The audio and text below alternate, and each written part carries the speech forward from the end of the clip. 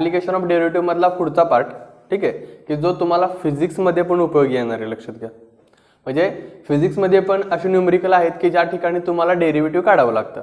ठीक आहे, म्हणजे आता दोन्हीकडचे पण टाईप इथे क्लिअर होणार आहेत. मग आता हे व्यवस्थित समजून घ्यायचं एक्झाम्पल जे काय आपण घेणार आहे असते. ठीक आहे, बघा, the displacement of particle at a time T is given by S equals to T cube minus 4t square minus 5t. Find the velocity and acceleration at T equals to 2. बरोबर आहे. एक लक्षात घ्या की एस म्हणजे काय तर displacement, T म्हणजे काय तर टाइम. ठीक आहे, आता डिस्प्लेसमेंट वरून तुम्हाला जर व्हेलॉसिटी आणि ॲक्सेलरेशन जर फाइंड करायचं असेल तर कसं करणार तुम्ही ते. तर व्हेलॉसिटी फाइंड करायचं असेल तर डिस्प्लेसमेंटचं डेरिव्हेटिव्ह काढले की तुम्हाला मिळते व्हेलॉसिटी, आणि जर तुम्हाला ॲक्सेलरेशन फाइंड करायचं असेल तर पुन्हा व्हेलॉसिटीचं डेरिव्हेटिव्ह काढायला लागतं. ठीक आहे, मग आता बघा समजून घ्या. आपण सुरुवातीला काय करणार आहे की डिस्प्लेसमेंट आहे असं लिहून घेणार आहे. ठीक आहे, मग डिस्प्लेसमेंट म्हणजे एसचा फॉर्म्युला आहे T cube minus 4t square minus 5t. Okay, आता मला सांगा की डिस्प्लेसमेंट वरून आपण काय काढणार आहे तर डिस्प्लेसमेंट वरून आपण काढणार आहे व्हेलॉसिटी. मग आता व्हेलॉसिटी म्हणजे काय सांगा, तर velocity equals to ds upon dt.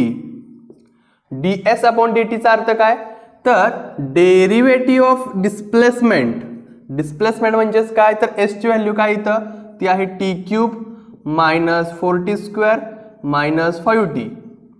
म्हणजे व्हेलॉसिटी तुम्हाला इथं अशी मिळणार आहे बघा, टी क्यूबचं derivative 3t square minus 4t स्क्वेअरचं डेरिव्हेटिव्ह 8t मायनस 5tचं 5. बरोबर आहे. आता त्यांनी सांगितलंय काय की व्हेलॉसिटी आणि ॲक्सेलरेशन काढायचं आहे, पण कधी ॲट टी इक्वल्स टू 2 असताना, म्हणजे टाइम 2 असताना. ठीक आहे, 2 सेकंद असताना म्हणूयात आपण. मग आता इथं ॲट टी इक्वल्स टू 2 असताना व्हेलॉसिटी किती येईल बघा बरं, तर व्हेलॉसिटी इक्वल्स टू 3 इंटू 2चा स्क्वेअर मायनस 8 इंटू 2 मायनस 5. मग आता हे कॅल्क्युलेशन करा, 3 इंटू 4 मायनस 8 2चा 16 मायनस 5. म्हणजे इथं जर कॅल्क्युलेशन केलं तर किती येणार सांगा, व्हेलॉसिटी इक्वल्स टू 12 मायनस काय येणार सांगा इथं तर मायनस 16 मायनस 5 म्हणजे किती येणार इथं मायनस 21. v इक्वल्स टू आता 12 बरोबर, 12 मायनस 21 किती येणार आहे मायनस 9 मीटर. आता बघा मायनस 9 मीटर पर सेकंड व्हेलॉसिटी आहे.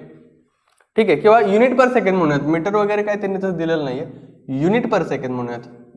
काय युनिट आपल्याला माहिती आहे का नाही. बरं, एकदा तरी सुद्धा चेक करतो व्हेलॉसिटी आपली बरोबर आहे का. तर व्हेलॉसिटी इक्वल्स टू मायनस 9 बरोबर दिलेलं आहे. त्यांनी या ठिकाणी युनिट नाही दिलं, फक्त लक्षात घ्या युनिट आपण काय दिलं आहे तर युनिट पर सेकंड. आता ही झाली व्हेलॉसिटी. ठीक आहे, व्हेलॉसिटी झाल्यानंतर आपल्याला काय काढायचं अजून ॲक्सेलरेशन काढायचं. मग ॲक्सेलरेशन इक्वल्स टू काय तर acceleration equals to dv upon dt. dv upon dt म्हणजे काय तर व्हेलॉसिटी काय आली इथं 3t square minus 8t minus 5. म्हणजे इथं काय येणार आहे 3 बघा d बाय dt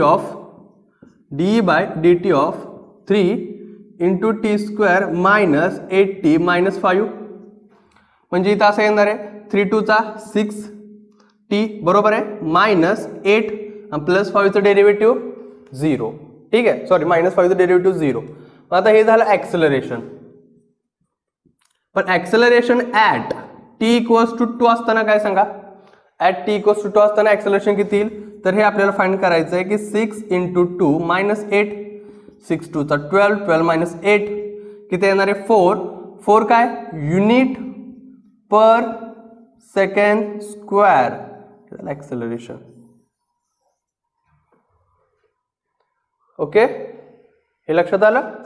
म्हणजे बघा आपल्याला हे फिजिक्समध्ये पण आहे आणि मॅथ्समध्ये पण आहे, आणि याच्यावरती न्यूमेरिकल विचारलेत, सीईटी साठी पण विचारलेत, बोर्डसाठी पण विचारलेत. तेव्हा हा जो पॉईंट आहे तो तुम्हाला परफेक्ट करायचा आहे. ठीक आहे, मग आता हे दिलेले एक्झाम्पल सोडवून व्यवस्थित लिहून घ्या. यानंतर आपण आता पुढचं एक्झाम्पल बघूयात. आता नेक्स्ट एक्झाम्पल समजून घ्या कसं आहे की मागचं एक्झाम्पल कसं होतं की डिस्प्लेसमेंट व्हेलॉसिटी ॲक्सेलरेशन बरोबर का. आता हे एक्झाम्पल जे ते कशा पद्धतीने दिलं त्यांनी बघा, a spherical soap bubble is expanding. ते काय होतं वाढतोय so that its radius is increasing. आता जो बबल आहे स्पेरिकल ठीक आहे तो काय होतोय, वाढतोय, मग ते रेडियस पण वाढणार आहे. ॲट रेट ऑफ, आता त्याचा वाढण्याचा जो काय रेट आहे तो काय आहे सांगा, तर 0.02 सेंटीमीटर पर सेकंद आहे. हा रेट झाला. आता हे काय असतं ते पण सांगणार आहे मी. At what rate is the surface area increasing, की कोणत्या रेटला सरफेस एरिया त्याचा इन्क्रीज होईल. ठीक आहे. Wien its radius is 5 centimetre. ठीक आहे. आता एक समजून घ्या बघा, एक एक गोष्ट समजून घ्या. आता इथं काय दिलंय त्यांनी की radius is increasing at rate. पहिली गोष्ट, लेट आर म्हणजे काय असणार आहे की आर म्हणजे रेडियस, कशाची radius, of spherical soap bubble. बरोबर आहे, सोप बबल. ठीक आहे. त्यानंतर आपण काय म्हणूया त्याला, ए म्हणजे area of spherical soap bubble आहे तसंच येणार आहे. ठीक आहे. मग आता आर म्हणजे लक्षात आलं, radius of spherical soap bubble. A म्हणजे एरिया ऑफ काय सांगा, स्पेरिकल सोप बबल हे असणार आहे. आता रेट म्हणजे काय, तर radius with respect to time किती वाढते तो रेट. म्हणजे बघा D R by D T म्हणजे काय की rate of radius increasing with respect to time म्हणजे रेट. ठीक आहे. मग radius is increasing at rate, काय याचा रेट, तर तो आहे 0.02 सेंटीमीटर पर सेकंड. ठीक आहे. आणि आता विचारलंय काय किंवा अजून दिलंय काय, तर रेडियस दिले म्हणजे आर ची व्हॅल्यू दिले. मग सांगा आर बरोबर किती दिलंय त्यांनी, 5 सेंटीमीटर, जे शेवटला इथं रेडियस दिले ना. ठीक आहे. मग आता आपल्याला विचारलंय काय नक्की, त्यांनी विचारलंय त्यांनी ऍट व्हॉट रेट, रेटच विचारलाय कशाचा, is the surface area increasing, surface area increasing म्हणजे बघा काय येणार आहे, तर DA अपॉन DT हे आपल्याला विचारले त्यांनी. हे फाइंड करायचंय आपल्याला बाळांनो, हे फाइंड करायचंय. मग आता हे कसं सॉल्व्ह करणार बघा, करताना समजून घ्या. तुम्हाला या ठिकाणी एकतर एरिया ऑफ स्पियर माहिती पाहिजे. ठीक आहे. मग एरिया ऑफ स्पियर काय बघा, बघा एरिया ऑफ स्पियर काय सांगा, एरिया ऑफ स्पियर तर तो असतो A = 4πr². बरोबर आहे.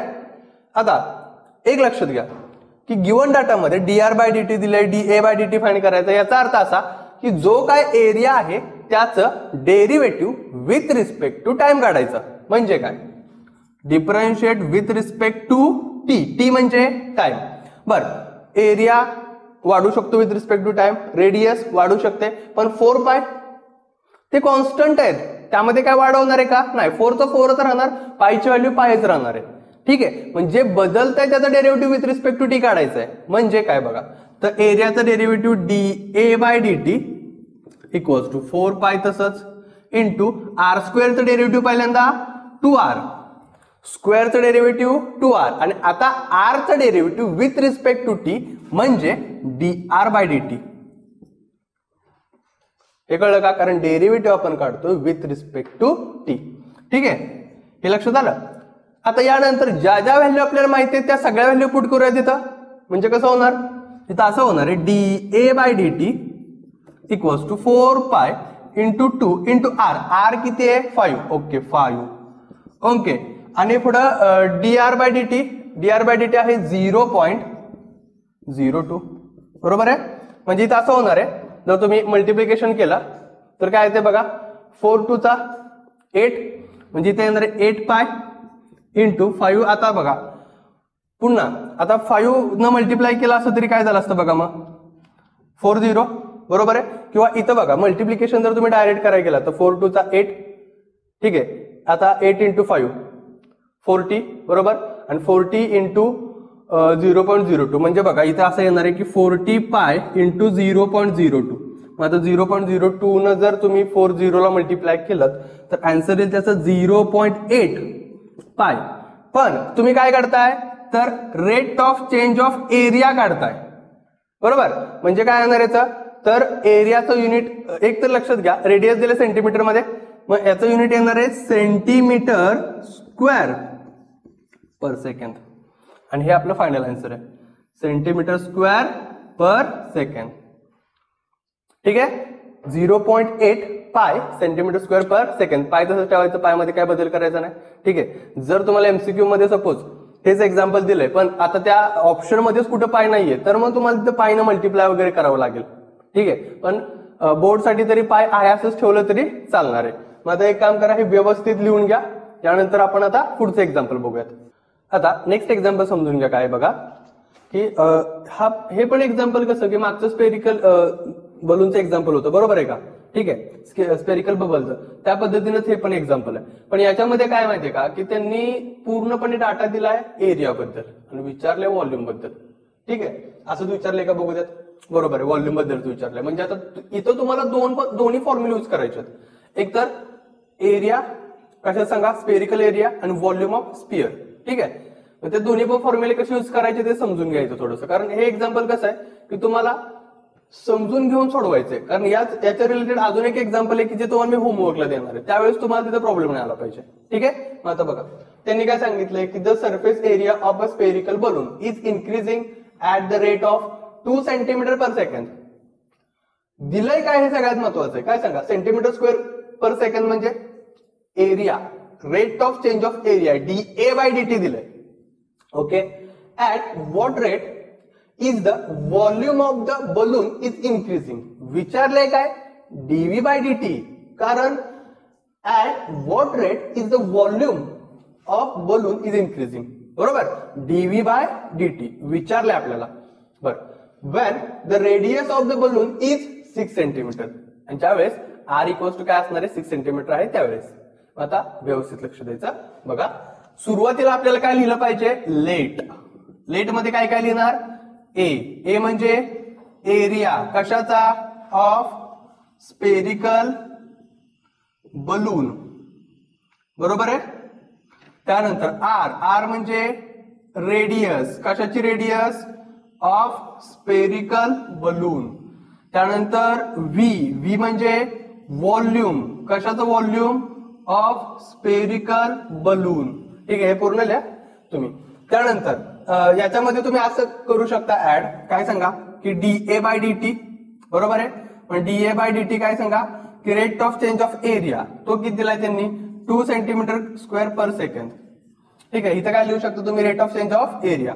आपल्याला फाइंड काय करायचंय, dV/dt क्वेश्चन मार्क. बरोबर आहे.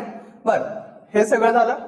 बरं, dR/dt दिलंय का, नाही दिलं. पण त्याचा वापर कसा करायचा किंवा त्याचा वापर करून कसं फाइंड करायचं तेच आपल्याला महत्वाचं इथं शिकायचं. बघा आता समजून घ्या. आता आपल्याला माहितीये काय काय, तर एक तर रेडियस पण माहिती. बघा अजून रेडियस किती दिलाय त्यांनी, 6 सेंटीमीटर दिले ना, 6 सेंटीमीटर. ओके, आता आपल्याला व्हॉल्यूम बद्दल तर काहीच माहित नाहीये. ठीक आहे, व्हॉल्यूम बद्दल म्हणायला गेलो तर आपण फक्त रेडियस एक तिथे यूज करू शकतो आपण.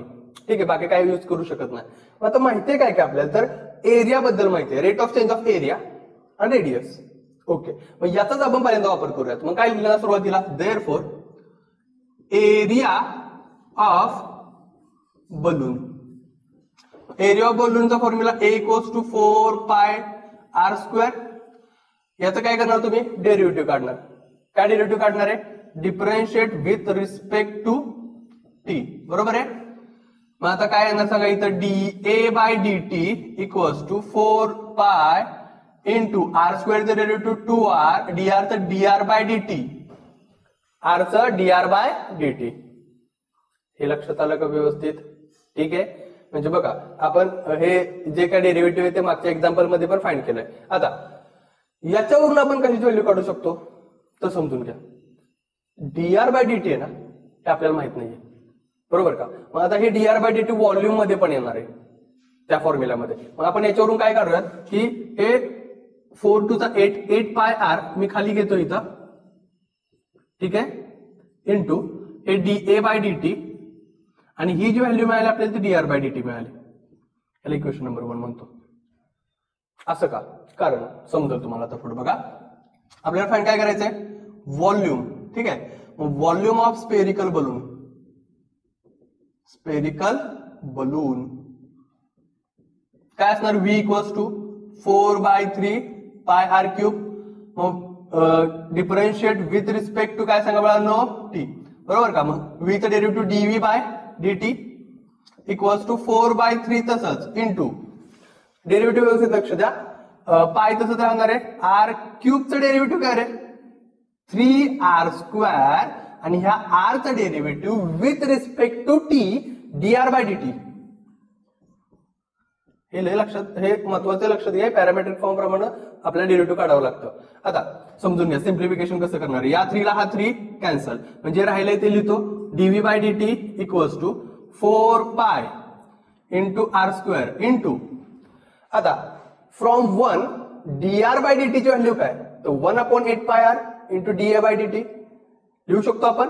म्हणजे बघा इथं असं करू शकतो 1/8πr into dA by dt. हे लक्षात आलं का? बरं, आपण इथं पण व्हॅल्यू पुट करू शकलो असतो, r ची माहिती आहे, dA बाय dt ची माहिती आहे. इथं जरी व्हॅल्यू पुट केली तरी बरोबर येणार एक्झाम्पल, पण इथं पुट करून कॅल्क्युलेशन करा, पुन्हा इथं पुट करा, ठीक आहे. त्यापेक्षा इथंच पूर्णपणे व्हॅल्यू पुट केल्या की कॅन्सल बऱ्यापैकी होतं. बघा त्या पायला हे पाय कॅन्सल, r² मधला एक r कॅन्सल, म्हणजे इथं काय राहिलं 4 1 चा 4 4 2 चा 8, म्हणजे वरती राहिलं r/2 into dA by dt किती दिले त्यांनी, dA बाय dt 2 cm² म्हणजे इथे येणार आहे 2, म्हणजे या 2 ला हा 2 कॅन्सल, मग dv by dt equals to r, आणि r म्हणजेच किती सांगा, r दिले 6 सेंटीमीटर, म्हणजे इथे आलं 6 centimetre cube per second. Rate of change of volume, हे एक्झाम्पल सुटलं. ठीक आहे, म्हणजे आता हे एक्झाम्पल सोडवायचं तर लक्षात आलंय, कुठला फॉर्म्युला कसा युज केला, कुठं पुट केली व्हॅल्यू, ते पूर्णपणे व्यवस्थित डिटेलमध्ये सांगितलेलं आहे. ठीक आहे, मग आता हे व्यवस्थित लिहून घ्या, यानंतर आपण आता पुढचं एक्झाम्पल बघूयात. आता पुढचं एक्झाम्पल बघा काय, तर if each side of equilateral triangle increases at the rate of √2 cm per second, find the rate of increase of its area when its side of length is 3 cm. बरोबर आहे का? आता इथं विचारलंय काय, कशाबद्दल दिलंय त्यांनी, इक्विलॅटरल ट्रायंगल. ठीक आहे, इन्क्रीजेस, ठीक आहे, at rate of √2 cm per second. म्हणजे जी काय साइड आहे ती साइड काय होते, तर इन्क्रीज होते. कुठल्या रेटने इन्क्रीज होते, √2 cm per second. मग त्यांनी विचारलंय काय की the rate of increase of its area, म्हणजे dA बाय dt विचारले त्यांनी, आणि त्यांनी लेंथ पण दिली किती सांगा, 3 सेंटीमीटर. मग इथं लिहिताना कसं लिहिणार तुम्ही, लेट, ए म्हणजे एरिया कशाचा, ऑफ इक्विलॅटरल ट्रायंगल. बरोबर का? मी ट्रायंगल काढतो, तुम्ही लिहा ते. ठीक आहे, त्यानंतर एक्स म्हणजे काय, तर एक्स म्हणजे आपण म्हणूयात की साइड ऑफ इक्विलॅटरल ट्रायंगल. ठीक आहे, ओके. त्यानंतर आता अजून काय दिलंय त्यांनी, तर dx बाय dt म्हणूयात, त्या साइडचा रेटचा रेशो दिलाय, काय दिलाय, तर तो दिलाय √2 cm per second. बरोबर आहे? ठीक आहे. आता याच्या पुढं तुम्हाला माहितीये काय लिहितो आपण, तर area of equilateral triangle. Therefore area of equilateral triangle. ठीक आहे, एरिया ऑफ इक्विलॅटरल ट्रायंगल काय येणार सांगा, area of equilateral triangle equals to, हा फॉर्म्युला तुम्हाला माहिती पाहिजे, बऱ्याच जणांना माहित नसणार आहे. काय असणार बघा, हा तर √3/4 इंटू साइड स्क्वेअर, कारण हा जास्त वापरला जात नाही, लक्षात घ्या फॉर्म्युला. ठीक आहे, मग आता इथं बघा काय येणार आहे, तर √3/4 इंटू साइड म्हणजे x चा स्क्वेअर. आता याचं डेरिव्हेटिव्ह काढायचं with respect to t time, म्हणजे काय बघा, तर differentiate with respect to T, म्हणजे ए चं डेरिव्हेटिव्ह येणार आहे dA by dt equals to √3/4 constant term तशीच इंटू x² चं डेरिव्हेटिव्ह 2x आणि x चं डेरिव्हेटिव्ह dx बाय dt. मग इथं कसं येणार बघा बरं, की dA बाय dt आपल्याला फाइंड करायचंय, लक्षात घ्या, dA बाय dt हे काय करायचं आपल्याला, फाइंड करायचंय, माहित नाही ते आपल्याला. मग आता इथं बघा √3/4 तसंच, बरोबर आहे, इंटू 2 इंटू x म्हणजे काय, तर x म्हणजे साइड, आणि साइड किती दिले 3 सेंटीमीटर, म्हणजे आपण असं लिहू शकतो की x इक्वल्स टू 3 सेंटीमीटर. ठीक आहे, म्हणजे इथं पण ऍड करूयात 3 इंटू पुढे काय सांगा, तर dx बाय dt. आता dx बाय dt दिले √2, मग dx बाय dt किती येणार, इथं √2 येणार आहे. बरोबर आहे, म्हणजे आता इथं जर आपण बघितलं तर आन्सर काय येणार याचा, तर आन्सर असा येणार आहे 2 1 चा 2 2 2 चा 4 बरोबर. मग 3√3 इंटू √2 अपॉन 2 म्हणजेच 3√6 अपॉन 2 इंटू नाही इथे येणार आहे सेंटीमीटर स्क्वेअर पर सेकंड आणि हा झाला DA अपॉन DT मिळालं आपल्याला. काय सांगा, DA अपॉन DT. म्हणजे हे लक्षात आलं तुमच्या कशा पद्धतीने सोडवले आपण ते. मग आता इथं समजून घ्या फक्त की एरियाचा फॉर्म्युला महत्वाचा आहे. √3/4 into side square X square त्याचं derivative 2x dx by dt. आता हे व्यवस्थित लिहून घ्या. यानंतर आपण आता तुम्हाला होमवर्कला एक्झाम्पल देणार आहे. म्हणजे जेवढे आतापर्यंत आपण एक्झाम्पल घेतले, पहिलं कशाचं घेतलं, ऍक्सेलरेशन व्हेलॉसिटी बरोबर, त्याचं एक एक्झाम्पल तुम्हाला देणार आहे. त्याचबरोबर व्हॉल्यूम स्पियर, ठीक आहे, त्याचं एक एक्झाम्पल असेल. आता जसं की हे एरिया ऑफ इक्विलॅटरल ट्रायंगल आहे तसं क्यूबचं पण असणार आहे. आता व्हॉल्यूम ऑफ क्यूब काय सांगा मला, व्हॉल्यूम ऑफ क्यूब असतो साइड क्यूब बरोबर का. मग एक्सला जर तुम्ही साइड मानलं तर साइड क्यूब म्हणजे एक्स क्यूब येणार आहे. जसं की या हे एक्झाम्पल आपण सोडवले त्या पद्धतीनं त्या टाईपची पण एक्झाम्पल तुम्हाला सोडवता आली पाहिजेत. ठीक आहे, एक काम करा, हे व्यवस्थित लिहून घ्या. यानंतर आपण आता होमवर्क बघूयात. आता तुम्हाला होमवर्क काय बघा, होमवर्क मध्ये हे एक एक्झाम्पल आहे. हे एक्झाम्पल काय आणि कसं सोडवायचं ते मी एक्सप्लेन करतो, ते व्यवस्थित सोडवायचं आहे. The displacement s of a particle at a time T is given by S equals to 2t³ minus 5t² plus 4t minus 3 find. दोन कंडिशन दिलेत. ठीक आहे, काय सांगितलंय, द टाइम म्हणजे टाइम फाइंड करायचा आहे कधी, when the acceleration is 14 feet per second square. आता हे कसं फाइंड करणार, तर लक्षात घ्या, डिस्प्लेसमेंटचं डेरिव्हेटिव्ह काढा व्हेलॉसिटीचं डेरिव्हेटिव्ह काढा ऍक्सेलरेशन, आणि जे काय ऍक्सेलरेशन येईल डेरिव्हेटिव्ह काढलेलं त्याला कम्पेअर करा या ऍक्सेलरेशन बरोबर, आणि त्याच्यावरून तुम्हाला मिळणार टी ची किंमत म्हणजे टाइम. आणि जी काय टी ची किंमत मिळेल त्या टीच्या किमतीला तुम्हाला व्हेलॉसिटी आणि डिस्प्लेसमेंट काय असेल हे फाइंड करायचं आहे. म्हणजे ती टीची व्हॅल्यू कशात पुट करणार, डिस्प्लेसमेंट मध्ये पुट करणार आणि त्याचबरोबर व्हेलॉसिटी मध्ये पुट करणार आहे. ठीक आहे, त्याचबरोबर आता एक्झरसाइज 2.1 त्यातला क्वेश्चन नंबर 11 आणि 12 हा सॉल्व्ह करायचा आहे. ठीक आहे, आणि आपण सोडवून दिलेले ते पण क्वेश्चन व्यवस्थित लिहून घ्या. दिलेला होमवर्क व्यवस्थित करा. All the best.